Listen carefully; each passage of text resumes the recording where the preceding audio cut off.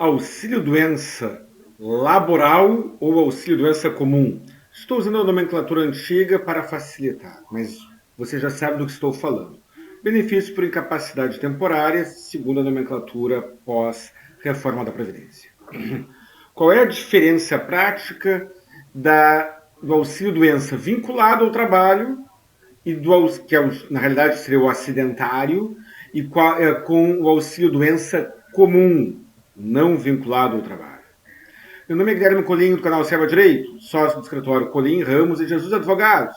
Por favor, curta, comente, compartilhe e, por favor, não por as propagandas. Vamos lá. Primeiro esclarecimento, bem bobinho quase. O benefício acidentário não necessariamente significa que ele decorreu de um acidente. Não necessariamente significa que a pessoa caiu da escada ou foi atropelada. Se utiliza a expressão acidentária quando ela é vinculada ao trabalho. Não confunda auxílio-doença acidentário com auxílio-acidente. Nomes parecidos, benefícios diferentes. Mas também não vamos fugir do tema aqui do vídeo. Qual a diferença entre o auxílio-doença vinculado ao trabalho e o auxílio-doença não vinculado? Código 31, auxílio-doença comum, e código 91, auxílio-doença acidentário ou vinculado ao trabalho. O benefício de auxílio-doença, quando for vinculado ao trabalho, tem dois efeitos materiais. O segurado tem o direito, e aí estou falando de direito trabalhista, direito de seguir recebendo o FGTS durante o período de afastamento. No benefício de auxílio-doença não vinculado ao trabalho, o segurado terá o contrato de trabalho suspenso. Terá direito de receber o benefício, que será de 91% da média do seu salário de contribuição e será pago pelo INSS, mas não receberá o FGTS. Então, duas pessoas estão no mesmo ônibus. O ônibus se envolve em um acidente. Uma delas estava de férias. A outra, que estava no banco ao lado, estava indo ou voltando para o trabalho. Aquela que estava indo ou voltando para o trabalho sofreu um acidente com natureza laboral, receberá o FGTS durante o período de afastamento. Aquela que estava de férias, quando estava no ônibus que se acidentou, não terá esse direito. Segunda diferença, estabilidade no emprego após o retorno às atividades. Essas duas pessoas que estavam no ônibus no momento do acidente, uma de férias e a outra voltando ou indo para o trabalho, ficam afastadas durante algum período para se recuperarem da sequela. Aquela que está vindo ao trabalho, além de receber os depósitos do FGTS, quando tiver alta do INSS, quando estiver totalmente recuperada, perfeitamente apta ao retorno ao trabalho, ela retornará, mas terá direito à estabilidade de emprego. O empregador não poderá demiti-la tão logo haja o seu retorno. Aquela que estava de férias e, portanto, sofreu um acidente não vinculado ao trabalho, não terá direito à estabilidade. Mas existe a figura da demissão discriminatória. Qual é a diferença? Quando você tem estabilidade no emprego, já está documentado, é um direito indiscutível. Voltei ao trabalho e não posso ser demitido. Quando você não tem o direito à estabilidade e é demitido, você poderá discutir ou não em uma ação trabalhista se aquela demissão foi discriminatória ou não. Depende do caso e dependendo do que o juiz da vara trabalhista concluir, a ação trabalhista, a ação envolvendo a demissão discriminatória poderá ser acolhida ou não e você poderá ser reintegrado no emprego ou ser indenizado. Indenizado pelo empregador. Então existe mais esta segunda diferença entre o auxílio-doença comum e o auxílio-doença acidentário vinculado ao trabalho. tem uma questão prática e estratégica, e aí este trecho do vídeo é mais interessante aos advogados, que é o local onde o processo tramitará.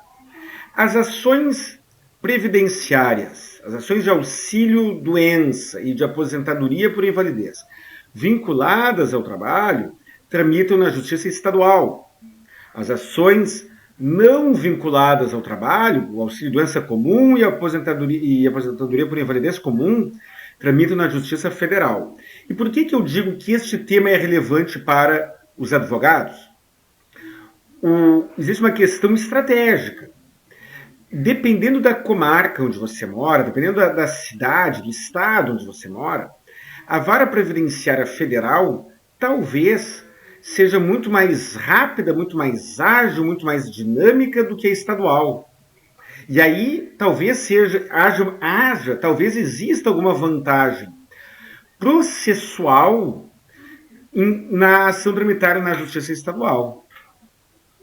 Aqui no Rio Grande do Sul, eu prefiro que as ações tramitem na Justiça Federal. Aos meus olhos, a Justiça Federal ela costuma ser muito mais ágil, costuma ser muito melhor do que a Justiça Estadual, mas isso é uma percepção, uma avaliação subjetiva minha. Não significa que eu tenha razão, é a minha opinião pessoal. Mas eu não sei, você que está assistindo esse vídeo, eu não sei de onde você é. Eu tenho seguidores, graças a Deus, tenho seguidores do canal no país inteiro. E em algumas regiões do país, a Justiça Estadual funciona melhor do que a federal. Existe também a questão da jurisprudência, do entendimento do Poder Judiciário sobre um determinado tema, que pode variar de acordo com o tribunal onde ele está sendo julgado. Na Justiça Estadual, pelo menos aqui do Rio Grande do Sul, já está pacificado o entendimento de que, por exemplo, quando a pessoa é afastada do trabalho, quando a pessoa está incapaz para o trabalho, teve o benefício negado na esfera administrativa e segue trabalhando, ainda que incapaz, ela terá direito de receber todo o atrasado, todo o retroativo, inclusive no período em que ela trabalhou e recebeu o salário. Aqui já está sacramentado isso na jurisprudência, tanto na estadual como na federal. Mas em algumas regiões do país, talvez não. Então, talvez, dependendo da tendência jurisprudencial do Tribunal de Justiça do Estado ou do Tribunal Regional Federal daquela região, é possível que o mesmo tema seja tratado de maneira diferente. Se você for advogado, antes de ser ajuizando a ação, estude a jurisprudência de ambos os tribunais, do estadual e do federal. Mas, quando você reconhece que a ação sobre a incapacidade temporária com auxílio-doença é laboral, é acidentário, é vinculado ao trabalho, o valor do benefício é o mesmo. 91% da média do salário de contribuição. Em um primeiro momento, não muda nada. Não muda nada vezes nada. Mas caso aquele benefício de auxílio-doença seja convertido em aposentadoria por invalidez, pela regra atual da Previdência, após a emenda constitucional número 103, que é a reforma da Previdência, a aposentadoria por invalidez vinculada ao trabalho é calculada e corresponde a 100% da média do salário de contribuição. A aposentadoria por invalidez comum, não vinculada ao trabalho, ela, no texto legal, ela corresponderá a 60% desta mesma média. É claro, você poderá discutir em juízo e tem chance de obter uma decisão judicial que revise essa aposentadoria. Mas, em primeiro momento, de acordo com o texto legal, o valor da aposentadoria por invalidez comum será menor do que a aposentadoria por invalidez vinculada ao trabalho. E por que eu estou dizendo tudo isso? Em algumas situações não está bem claro se o acidente ou se a doença é ou não é vinculada ao trabalho. Em algumas situações, o segurado precisa se esforçar para comprovar que aquela doença é vinculada ao trabalho. E dependendo das circunstâncias pessoais, dependendo do tipo de acidente, do tipo de doença, do valor do benefício, para quem ganha um salário mínimo, tanto faz se a aposentadoria por invalidez será de 60% ou de 100% da média. O valor será de, no mínimo, um salário mínimo mesmo. Dependendo do tipo de trabalho, dependendo de uma série de circunstâncias, talvez valha a pena se esforçar e comprovar que aquela doença ou que aquele acidente foi vinculado ao trabalho.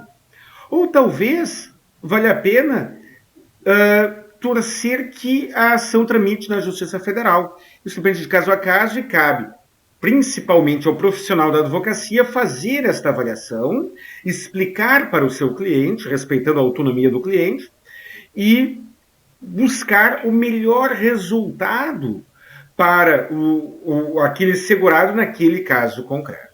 O vídeo já está com 11 minutos, você assistiu até aqui, 2 beijos no coração. Se você não assistiu até aqui, você não receberá, mas um beijo no coração também. Um grande abraço e até o próximo vídeo.